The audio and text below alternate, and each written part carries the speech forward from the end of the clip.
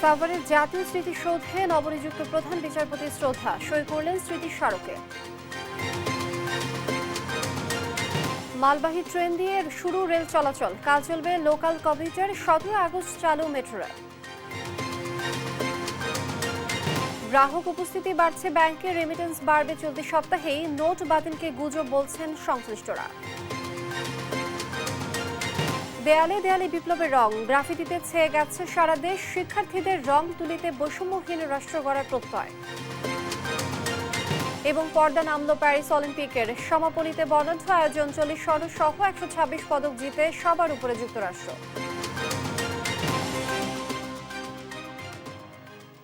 দেখছিলেন শিরোনাম সংবাদ সকালের সঙ্গে আছি আমি লিনিয়া আফরোজ।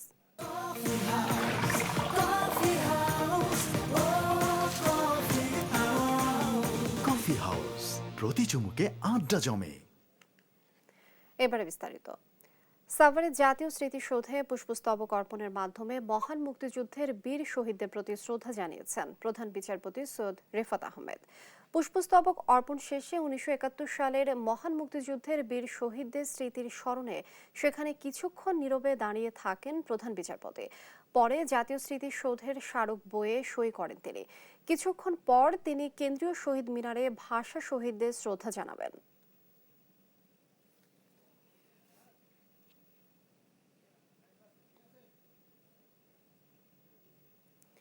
কোটা আন্দোলনকে কেন্দ্র করে 3 সপ্তাহের বেশি বন্ধ থাকার পর সারা দেশে আজ থেকে আবারও ট্রেন চলাচল শুরু হতে যাচ্ছে।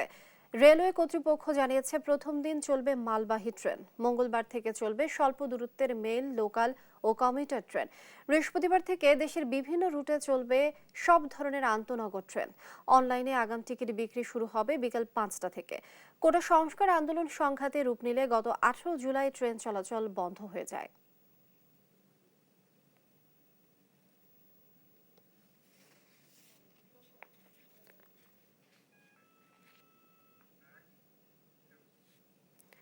সতেরো আগস্ট থেকে চালু হবে মেট্রো রেল। তার আগে মেট্রো রেল ব্যবস্থার নানা দিক পরীক্ষা নিরীক্ষা করে দেখা হচ্ছে। সড়ক পরিবহন মন্ত্রণালয় সূত্র জানিয়েছে রোববার বিকেলে প্রধান উপদেষ্টা ডক্টর মোহাম্মদ ইউনূসের সঙ্গে সচিবদের বৈঠক হয়। এতে সড়ক পরিবহন মন্ত্রণালয়ের সচিব ABM Aminullah Nuri metro rail চলাচলের বিষয়টি তুললে দ্রুত তা চালুর নির্দেশনা দেন প্রধান উপদেষ্টা। আগামী শনিবার যাত্রী নিয়ে মেট্রো রেল চলাচল শুরু করবে। সোমবার নিরাপত্তা সংক্রান্ত বিষয়গুলো পরীক্ষা নিরীক্ষা করে দেখবে সংশ্লিষ্টরা।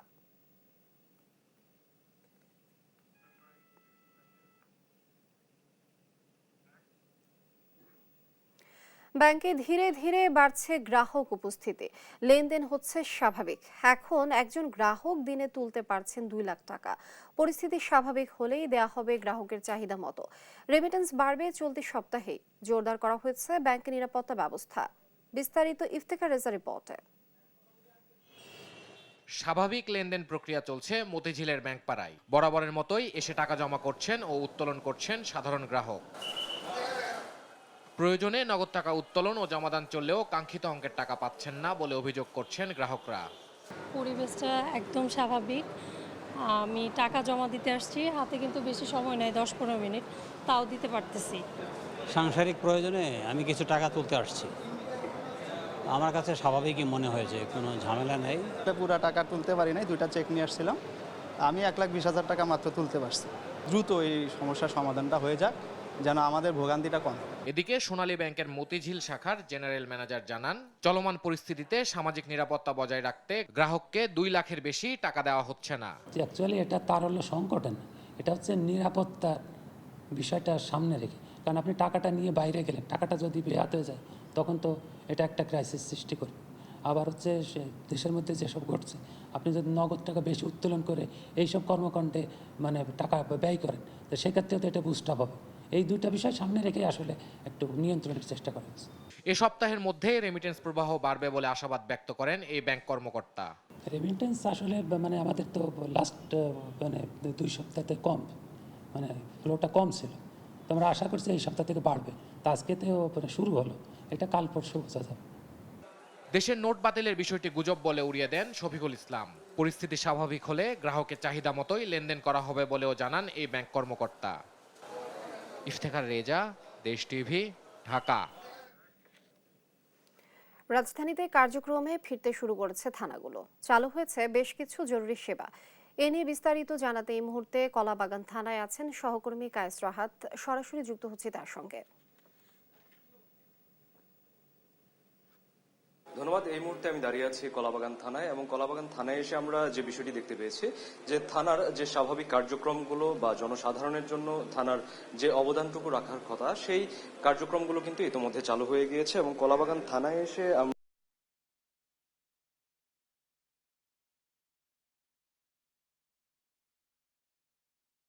সেই থানাগুলোতেও আমরা দেখেছি যে কিছু কিছু করে তারা ফিরতে শুরু করেছেন। এবং কলাবাগান থানায় আমরা এসে যেটি দেখতে পেয়েছি এটি খুব একটি ক্ষতিগ্রস্ত হয়নি, যার কারণে এখানে তারা বেশ ভালো করেই চলে এসেছেন। এবং এই থানার যারা সদস্য ছিলেন তারা মোটামুটি ভালোভাবেই এখানে ফিরে এসেছেন। তারা তাদের যে কর্তব্য ছিল বা যে দায়িত্ব ছিল সেই দায়িত্বে তারা ফিরে এসেছেন।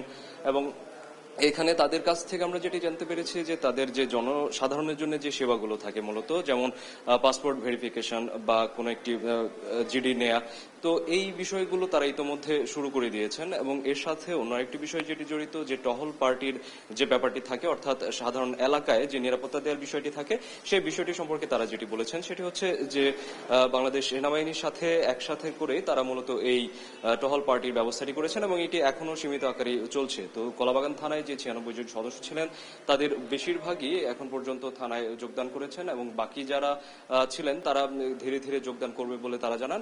এবং জনসাধারণের সেবার প্রেক্ষিতে কলাবাগান থানা থেকে ডিউটি অফিসার বা ওনারা যারা ছিলেন তারা বলছেন যে ধীরে ধীরে তারা চেষ্টা করবেন যেন পুলিশের বিরুদ্ধে মানুষের যে একটি সাধারণ অভিযোগ থাকে সবসময়, সেই অভিযোগটি যেন না থাকে, এবং নতুন করে ঢেলে তারা এই ব্যাপারটিকে সাজাতে চান। তারা এইটি দেখাতে চাচ্ছেন যে পুলিশ মানুষের বন্ধু হিসেবে, জনসাধারণ বন্ধু হিসেবে কাজ করবে, এবং অন্যান্য যে বিষয়গুলো ছিল সেই বিষয়গুলোকেও তারা আমলে নিয়ে নতুনভাবে ঢেলে সাজানোর একটি চেষ্টা করবেন। একই সাথে আমরা দেখেছি যে থানায় মানুষের যে বিষয়গুলো সেগুলো তারা নিশ্চিত করতে, মানুষের সুবিধার জন্য যে বিষয়গুলো ছিল সেগুলো নিশ্চিত করতে তারা এখানে বদ্ধপরিকরভাবেই বলছেন। তো কলাবাগান থানা থেকে মূলত এই ছিল আমার কাছে সর্বশেষ। রাহাত, অসংখ্য ধন্যবাদ আপনাকে। সড়ক পরিস্থিতির সবশেষ খবর জানাচ্ছেন সহকর্মী রফিকুল ইসলাম। ছাত্র জনতার গণঅভ্যুত্থানের পর দেশে যে বিষয়টি হয়েছে সেটি হচ্ছে যে পুলিশের যে 11 দফা দাবি নিয়ে তারা কর্মবিরতি দিয়েছিল, সেই কর্মবিরতি শেষে আজকে তারা মাঠে নেমেছে বা কাজ করছে। আমরা এই মুহূর্তে রয়েছে রংপুরের জাহাজ কোম্পানি মোড় এলাকায়। আমি আপনাদেরকে দেখানোর চেষ্টা করছি যে এখানে কিন্তু ট্রাফিক পুলিশ কাজ শুরু করেছে। অর্থাৎ আমরা দেখেছিলাম যে কদিন ধরেই, অর্থাৎ নতুন সরকার গঠন হওয়ার আগে এবং পরে এই যে সড়কের যে শৃঙ্খলা, এই শৃঙ্খলা ফেরাতে কিন্তু কাজে আমরা দেখেছি যে কাজ করছিল ছাত্র জনতার এবং শিক্ষার্থীরা এই সড়কে শৃঙ্খলা ফেরানোর জন্য কাজ করছিল। এখন যে পরিস্থিতি সেটি হচ্ছে যে একেবারেই স্বাভাবিক, নতুন বাংলাদেশে স্বাভাবিক যে কার্যক্রম সেই কার্যক্রম চলমান রয়েছে। যানজট নিরসনে তারা কিন্তু মাঠে কাজ করছে। যেহেতু এখন একেবারেই সকাল 9টায়, এখন প্রায় সকাল 9টায় বেজে চলেছে, সে কারণে কিন্তু এখন পর্যন্ত যানজট তেমন কোথাও নেই। তবে আমরা নগরীর যে গুরুত্বপূর্ণ পয়েন্টগুলো রয়েছে, জাহাজ কোম্পানি, পায়রা চত্বর, জেলা স্কুলের মোড় এবং মডার্ন মোড়, টার্মিনাল সহ বিভিন্ন এলাকায় যেগুলো যে রয়েছে, গুরুত্বপূর্ণ এলাকাগুলো রয়েছে, সেই গুরুত্বপূর্ণ এলাকায় কিন্তু আইনশৃঙ্খলা বাহিনীর যে সদস্যরা রয়েছেন তারা এতে কিন্তু কাজ করছে। তো এই ছিল রংপুর থেকে আইনশৃঙ্খলা পরিস্থিতির সর্বশেষ খবর। এবার লক্ষ্মীপুরের আইন শৃঙ্খলা ও সড়ক পরিস্থিতির সবশেষ খবরাখবর জানাচ্ছেন সহকর্মী সাইফুল ইসলাম স্বপন। আমরা এই মুহূর্তে রয়েছি লক্ষ্মীপুরের জেলা শহরের উত্তর বাস স্ট্যান্ডে। লক্ষ্মীপুর জেলার যে 6টি লক্ষ্মীপুর জেলার আইন শৃঙ্খলা পরিস্থিতি এখন স্বাভাবিক রয়েছে। লক্ষ্মীপুরের 6টি থানার মধ্যে বাংলাদেশ সেনাবাহিনী ও সাধারণ জনগণের এবং ছাত্র আন্দোলনের, বৈষম্যবিরোধী ছাত্র আন্দোলনের সহায়তায় পুলিশ সদস্যরা কাজে যোগদান করেছে। লক্ষ্মীপুর জেলার 4টি থানা, লক্ষ্মীপুর সদর, লক্ষ্মীপুর সদর, চন্দ্রগঞ্জ থানা, কমলনগর থানা ও রামগতি থানার পুলিশ সদস্যরা কাজে যোগদান করেছেন। আমাদেরকে পুলিশ সুপার যেটি জানিয়েছেন আজ 10টা থেকে 11টার মধ্যে পুলিশ সদস্যরা পোশাক করে তারা পুলিশের গাড়িতে টহল দিবে এবং আইন শৃঙ্খলা নিয়ন্ত্রণে কাজ করবে। বৈষম্যবিরোধী ছাত্র আন্দোলনের নেতৃবৃন্দ তারা এখন লক্ষ্মীপুর শহরে সড়ক পরিবহন সড়কের শৃঙ্খলা ফিরিয়ে আনতে তারা কাজ করছে। তারা সকাল 8টা থেকে বিভিন্ন দলে লক্ষ্মীপুর উত্তর স্টেশন, বাজার, দক্ষিণ স্টেশন সহ রায়পুর, রামগঞ্জে সড়কের শৃঙ্খলা ফেরাতে তারা কাজ করছে। তারা আমাদেরকে যেটি জানিয়েছেন, পুলিশ সদস্যরা কাজে যোগদান করার পরে যখনই ট্রাফিক পুলিশ তাদের দায়িত্ব বুঝিয়ে দেবে, তখনই তারা দেশ গড়ার কাজে তারা অংশগ্রহণ করছে এবং তারা সেখান থেকে ফিরে তারা ক্লাসে ফিরবে। এই ছিল লক্ষ্মীপুর থেকে আইন শৃঙ্খলা পরিস্থিতি ও সড়কের শৃঙ্খলা সর্বশেষ খবর। সারা দেশের পথ, প্রান্তর, দেয়াল ও বিভিন্ন স্থাপনা রঙিন হয়ে উঠেছে শিক্ষার্থীদের রং তুলিতে। দেয়ালে দেয়ালে বৈষম্য বিরোধী গ্রাফিতি। শহীদদের স্মরণে 24-এর স্বাধীনতার চিত্র তুলে ধরে বৈষম্যহীন রাষ্ট্র গড়তে চায় শিক্ষার্থীরা। সহকর্মীদের পাঠানো তথ্যচিত্রে সালমা জাহানের ডেস্ক রিপোর্ট।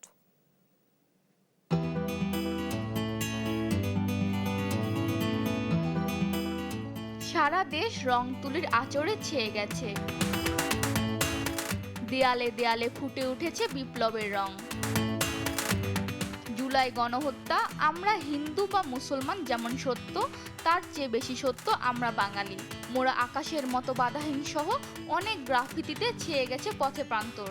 এসব চিত্রের দেখা মিলে ময়মনসিংহের টাউন হল, জিলা স্কুল, নতুন বাজারে। 24-এর স্বাধীন বাংলাদেশের বার্তা নতুন প্রজন্মের কাছে পৌঁছে দিতে এমন উদ্যোগ জানিয়েছেন শিক্ষার্থীরা। কাজগুলো খুবই ভালো লাগছে, দেশটা আরো অনেক সুন্দরভাবে সাজানো হচ্ছে। আর আমরা চাচ্ছি যে এর মাধ্যমে যারা ছোট বাচ্চা এবং যারা ছাত্র সমাজ এবং প্রবীণ যারা আছেন তারা আগ্রহী হবেন। খুলনার দেয়ালে দেয়ালে দ্বিতীয় স্বাধীনতার ছাপ ফুটে উঠেছে সাধারণ শিক্ষার্থীদের গ্রাফিতিতে। নগরের শিববাড়ি মোড় থেকে পাওয়ার হাউস মোড় পর্যন্ত 1 কিলোমিটার রাস্তা জুড়ে গ্রাফিতি করেছে সাধারণ শিক্ষার্থীরা। 4টা দেওয়াল আমরা চেষ্টা করছি পুরো জার্নিটা তুলে ধরা। এর পাশাপাশি আমরা হচ্ছে চতুর্থ যে দেয়ালে বাংলাদেশের যে ঐতিহ্যগুলো, পুরানো ঐতিহ্যগুলো ছিল, সেই ঐতিহ্যগুলো ফুটায় তোলার চেষ্টা করছি। বৈষম্য বিরোধী শিক্ষার্থীদের রং তুলিতে বর্ণিল সাজে সেজেছে পাহাড়ি শহর খাগড়াছড়ি। এসব গ্রাফিতিতে বৈষম্য, স্বৈরাচার বিরোধী, গঠনতন্ত্র পুনর্গঠন, অসাম্প্রদায়িক বাংলাদেশ নির্মাণের বার্তা ফুটে উঠেছে। শিক্ষার্থীদের হাতের ছোঁয়ায় নতুন রূপে সাজছে কুষ্টিয়া। শিক্ষার্থীরা বলছেন তাদের হাত ধরেই নতুন বাংলাদেশকে চিনবে বিশ্ব, গড়বেন তারা বৈষম্যহীন রাষ্ট্র। এখানে মূলত আন্দোলনে যা যা ঘটেছে, যেমন মুগ্ধর বিষয়, সব মানুষ যখন পিছিয়ে গিয়েছিল শুধুমাত্র সেই বুক চিতিয়ে দাঁড়িয়েছিল আবু সাইদ। আজকে তার রক্ত ঝরার জন্য আমরা সব এখানে ছাত্রছাত্রীরা বিভিন্ন গ্রাফিটি তৈরি করছি। রংপুরের পথঘাট রঙে রঙে রঙিন হয়ে উঠেছে। কেউ রং তুলিতে ফুটিয়ে তুলেছে মসজিদ, মন্দির, গির্জা, কেউ আঁকছেন তারুণ্য, কেউ বা বাংলাদেশের জাতীয় পতাকা। 18-র যে তারুণ্য, যে সাহস, উদ্দীপনা, সেসব কিছু আবার এদেশের বুকে বারবার নেমে আসুক। মূলত আমরা এখানে প্রতিবাদী একটি চিত্র তুলে ধরেছি। শিক্ষার্থীদের হাত ধরেই দেশ হবে সোনার বাংলাদেশ, জরাজীর্ণতা কাটিয়ে উন্মোচন হবে নতুন দিগন্ত। সালমা জাহান, নিউজ ডেস্ক, দেশ টিভি। দেশের নানা সংকটে আইনশৃঙ্খলা বাহিনীর পাশাপাশি মাঠে দেখা যায় বিএনসিসির সদস্যদের। সড়কে শৃঙ্খলা ফেরানো সহ পরিষ্কার পরিচ্ছন্নতায় নিরলস কাজ করছেন তারা। প্রশিক্ষিত এই বাহিনীটিকে দেশ গড়ার কাজে আরও সম্পৃক্ত করার সুযোগ আছে বলে মনে করেন রেজিমেন্ট কমান্ডার। কাজী সাহেদের প্রতিবেদন। ব্যস্ত সড়কে শৃঙ্খলা ফেরাতে কাজ করছেন বিএনসিসির সদস্যরা। সড়কে ট্রাফিক পুলিশের উপস্থিতি বুঝতে দিচ্ছেন না তারা। বিএনসিসি থেকে আমাদের এখানে কাজ করার নির্দেশ দিয়েছে, সেজন্য আমরা কাজ করতেছি, আর মানুষের উপকার করে আরো বেশি ভালো লাগে। এখানে খুব সুন্দর পরিবেশ আছে, মানুষ আমাদের কথা শুনছে, আমরা খুব সুন্দরভাবে এখানে কাজ করছি। ট্রাফিক পুলিশ নেই, তাতেও কোথাও বেগ পেতে হচ্ছে না পথচারীদের। বিএনসিসি সদস্যদের এমন দায়িত্ব পালনকে ইতিবাচক হিসেবে দেখছেন নাগরিকরা। এরা মনোযোগ দিয়ে কাজ করছে এবং খুব সুন্দর কাজ হচ্ছে। দেখেন চারদিকে গাড়ি টাড়ি যেমন ট্রাফিক করে, ঠিক মনে হচ্ছে এরা অনেক দিনের জানা। ছেলে মেয়ে সমানভাবে কাঁধে কাঁধ মিলিয়ে ওরা যে কাজটা করছে, এটা আমাদের ট্রেনিং প্রাপ্ত ট্রাফিক পুলিশরাও করেন। আমি সত্যিই নিজে আজকে খুব গর্বিত। দুর্যোগে বিএনসিসি সদস্যদের ভূমিকা থাকে। এই প্রশিক্ষিত শিক্ষার্থীদের দেশ গড়ার কাজে লাগানোর সুযোগ আছে বলছেন রেজিমেন্ট কমান্ডার। তাদের যে এফিসিয়েন্সি আমরা সরজমিনে দেখলাম যে এরকম অভূতপূর্ব।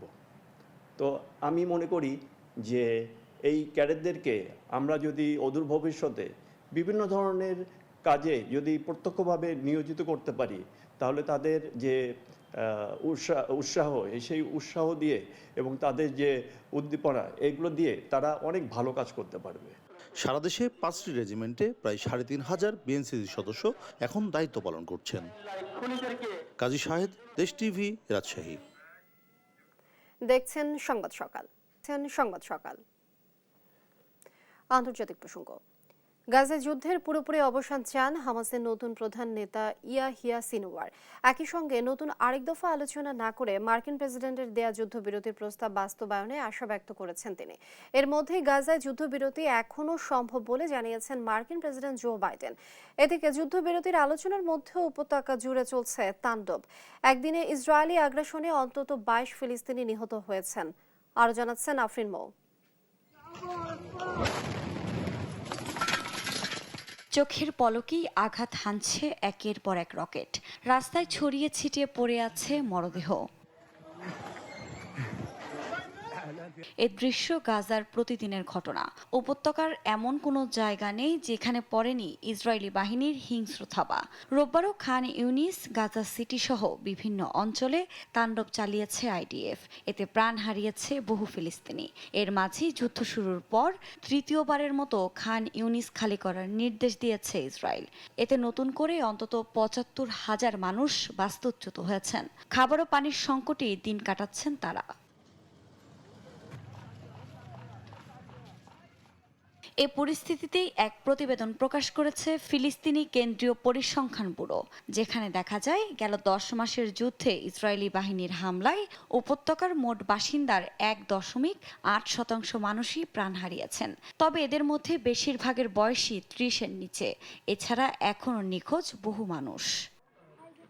উপত্যকার মানবিক এ পরিস্থিতির মধ্যেই যুদ্ধবিরতিতে সম্মত হয়েছে হামাসের নতুন প্রধান নেতা ইয়াহিয়া সিনওয়ার। এর মধ্যে নিজেদের ইচ্ছার কথা মধ্যস্থতাকারী দেশগুলোকে জানিয়েছে তারা। তবে নতুন প্রস্তাব বা আলোচনা নয়। মার্কিন প্রেসিডেন্টের দেয়া যুদ্ধবিরতির প্রস্তাব বাস্তবায়নে আশা ব্যক্ত করেছেন তিনি। যদিও এ নিয়ে এখনও ইসরায়েল কিছুই জানায়নি, তবে আলোচনার জন্য সম্মত তারা। যুদ্ধবিরতির এ চুক্তি নিয়ে মুখ খুলেছেন মার্কিন প্রেসিডেন্ট জো বাইডেনও। সিবিএস নিউজকে দেয়া এক সাক্ষাৎকারে বলেন, তিনি বিশ্বাস করেন তিনি প্রেসিডেন্ট থাকা অবস্থায় গাজায় যুদ্ধ বন্ধ হবে। এর জন্য কাজ করার কথাও জানান তিনি। আফরিন মৌ, নিউজ ডেস্ক, দেশ টিভি। দেখছেন সংবাদ সকাল। জমকালো সমাপনী অনুষ্ঠানের মধ্য দিয়ে পর্দা নামলো দ্য গ্রেটেস্ট শো অন আর্থের 33তম আসর প্যারিস অলিম্পিকের, যেখানে যুক্তরাষ্ট্রের শ্রেষ্ঠত্বের মধ্য দিয়ে শেষ হলো 16 দিনের মহাযজ্ঞ। সমাপনী অনুষ্ঠানের শোভা বাড়িয়েছেন হলিউড অভিনেতা টম ক্রুজ আর ফরাসি ব্যান্ড ফিনিক্স। শান্তির বার্তা দিয়েছেন অলিম্পিক কমিটির প্রেসিডেন্ট থমাস বাচ। আর অলিম্পিক মশাল লস অ্যাঞ্জেলসের শহরের মেয়রের হাতে তুলে শুরু হলো 2028 অলিম্পিকের কাউন্টডাউন। বিস্তারিত তামিমুর রহমানের রিপোর্টে। নামলো দ্য গ্রেটেস্ট শো অন আর্থের এবারের প্যারিস অলিম্পিকের, যেখানে যুক্তরাষ্ট্রের শ্রেষ্ঠত্বের মধ্যে দিয়ে শেষ হলো 16 দিনের ক্রীড়াবিদদের এই মহাযজ্ঞ। 26 জুলাই সিন নদীর তীরে ব্যতিক্রমী এক উদ্বোধনী অনুষ্ঠানের মধ্যে দিয়ে শুরু হয়েছিল অলিম্পিক গেমসের 33তম আনুষ্ঠানিকতা। যে আনুষ্ঠানিকতার সাক্ষী হয়েছে অ্যাথলেটদের পরিবার, ফরাসি দর্শক, কর্মকর্তা, সাংবাদিক সহ 80,000-এর বেশি মানুষ। অলিম্পিক রেকর্ড ভাঙবার, প্রতিবারই নিজেদের ছাড়িয়ে যাবার, এবারও হাসি কান্না তর্ক বিতর্কে পার হয়েছে প্যারিস অলিম্পিক। প্রতি বছর পুরুষদের ম্যারাথনের পদক অনুষ্ঠানের শেষ মঞ্চে হয়ে থাকে, তবে এবার সেই প্রথা ভেঙে মহিলাদের ম্যারাথনের পদক দেয়া হলো সমাপনী অনুষ্ঠানে। আর অলিম্পিকের শেষ ইভেন্টটা যুক্তরাষ্ট্রের প্রেসিডেন্ট টনি স্ট্যানগুয়ার এবং আন্তর্জাতিক অলিম্পিক কমিটির প্রধান থমাস বাচ। অলিম্পিক মশাল নামলো প্যারিস অলিম্পিকের, সেই সঙ্গে শুরু হয়ে গেল 2028 লস অ্যাঞ্জেলেস অলিম্পিকের কাউন্টডাউন।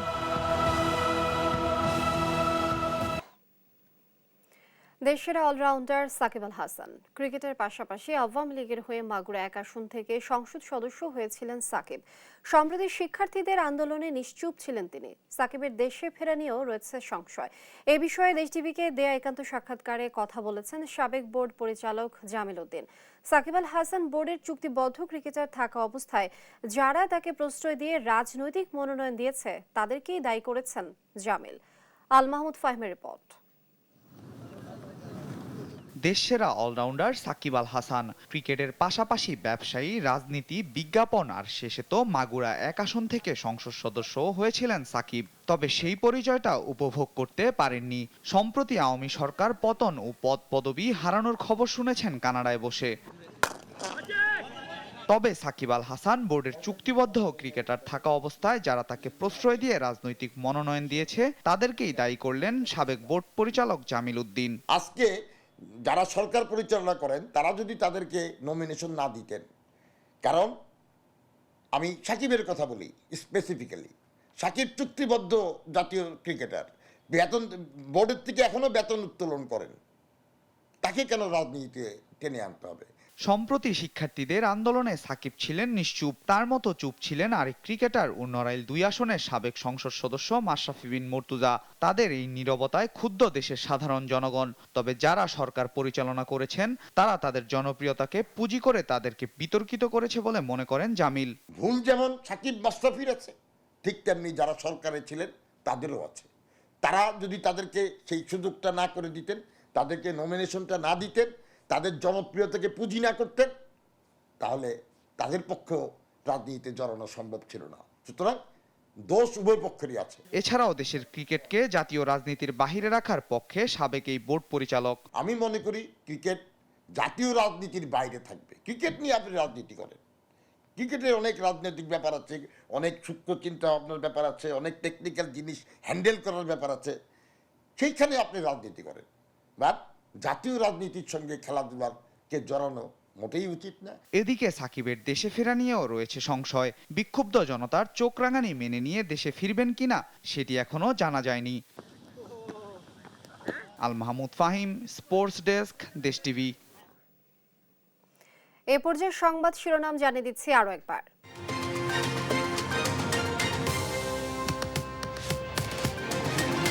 সাভারে জাতীয় স্মৃতিসৌধে নবনিযুক্ত প্রধান বিচারপতি শ্রদ্ধা সই করলেন স্মৃতি স্মারকে।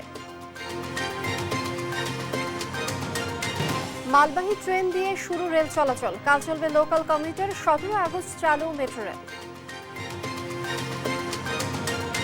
গ্রাহক উপস্থিতি বাড়ছে ব্যাংকে, রেমিটেন্স বাড়বে চলতি সপ্তাহেই। নোট বাতিলকে গুজব বলছেন সংশ্লিষ্টরা। দেয়ালে দেয়ালে বিপ্লবের রং, গ্রাফিতিতে ছেয়ে গেছে সারা দেশ। শিক্ষার্থীদের রং তুলিতে বৈষম্যহীন রাষ্ট্র গড়ার প্রত্যয়। এবং পর্দা নামল প্যারিস অলিম্পিকের, সমাপনীতে বর্ণাঢ্য আয়োজন। 40 স্বর্ণ সহ 126 পদক জিতে সবার উপরে যুক্তরাষ্ট্র।